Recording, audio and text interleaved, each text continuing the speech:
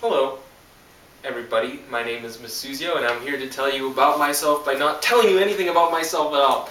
I'm going to tell you about the 3 songs that perfectly describe my life. I will start off with the song Wake Up by the Arcade Fire. They are a Canadian band. You may think that they have something to do with Justin Bieber, but please be clear that Justin Bieber and the Arcade Fire are not the same. They are a group made up of a wife and her husband, and of course her husband's brother. But the main writer and singer is called Win Butler, and he is also the singer in the song Wake Up, because you have different singers in certain songs. The song starts off with a very repetitive guitar riff, kind of grungy and thick. They're the best ways to describe that type of sound, and it's very repetitive, and I feel that is very much intentional. It's a big part of the song. It starts off with this very repetitive kind of droning, and then eventually you get drums and horns and other instruments, violin, and you of course get the singer and lyrics and all that. But the droning kind of persists through the most of the song, and then about halfway through to a little bit like to the 2/3 bit, it suddenly shifts in a very excellent transition from being kind of tonal to being melodic and upbeat and happy. Now, what is the point of Wake Up? Why was it written?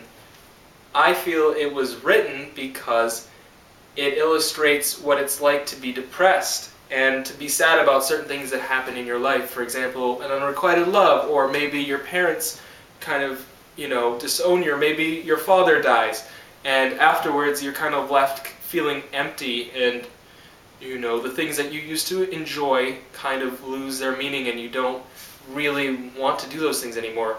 And the first line of the song is, "Something filled my heart up with nothing," and that kind of proves that this song is a little bit about dealing with the emptiness that's in all of us. And basically it proceeds to talk about what he's told as a child, how he's told not to cry, and then he says that I think it's a lie now that I'm older. My heart is torn up because of all these things people have said to me, and now I'm finally waking up, and I can see that I can wake up. Because I see it, I can finally wake up. And he says, "Children, please wake up and move on." And that's what I think the song's really about. And it's an excellent song.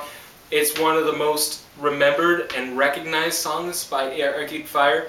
The only other one that I could think that even scratches the surface on, like, as close to as popular as what Wake Up is, Rebellion. But this Wake Up song is a much better song, and it's a much better transition, better everything about the song is just well packaged, and it is itself an example of waking up, and that's why I like that song, and I think it's a perfect description of my life. Now, the next song I'm going to talk to you about is called People by Nico and Vinz. Now, Nico and Vinz, they do a very famous song. It was playing on the radios in 2015 all the time. You couldn't go into Dunkin' Donuts or Starbucks without hearing this song. I know because I heard it all the time. It's called Am I Wrong? And I hated it whenever I first heard it, and then heard it for the 1,000th time. But I really went back and I decided that they're not so bad, and I started looking through their music, and I found People by Nico and Vinz. It's on the same album that has Am I Wrong? And really, this song just starts off with a very nice kind of beat with like the African rain sticks, which is a musical instrument. It's just like a stick that's hollow that they fill with beads, and you have the drums, boom, boom, boom, boom, boom, and then of course you have the rain stick going, and it's very simple and catchy. And it starts off with the lyrics that start off. The lyrics that start off the song are, "If everybody were poor, we would all be rich. If everybody were poor to serve the poor, we would all be rich." And it's just a happy song full of good feelings, good vibes, and one of my favorite lyrics, which is the people will always be people to me. They can do right and they can do wrong, but the people will always be people to me. And I just think that song perfectly describes my life. The people will always be people. That's how I see people. And of course, I'm now going to tell you about the third song, which is Impossible Soul by Sufjan Stevens. I will tell you that I had a hard time deciding which song to put on this list because I absolutely love almost everything that Sufjan Stevens does. It was a runner-up, so the three that I had to pick from were All My Friends, which is made by LCD Sound System. Then there is Kazimierz Pulaski Day. I'm not sure if you know who he is, but apparently in Chicago every year they celebrate this man who fought in the American Revolution. Well, he's from Poland originally, and they moved to America and then fought with the Americans against the British.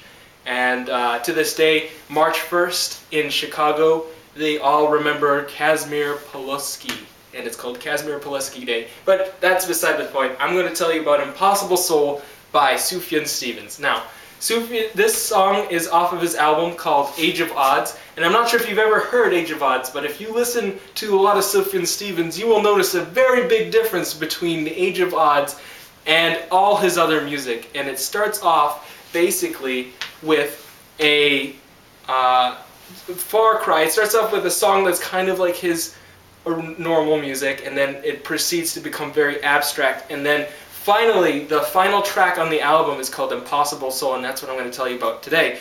It is long, exactly how I want my life to be. It's 25 minutes long. I'm not sure if you've ever listened to a song that is 25 minutes long, but it is a journey. A lot of people can get bored with the song, but I think it is a fantastic song, especially since it is such a departure from what he's normally known for. It's so different, and it covers basically everything that the album was about.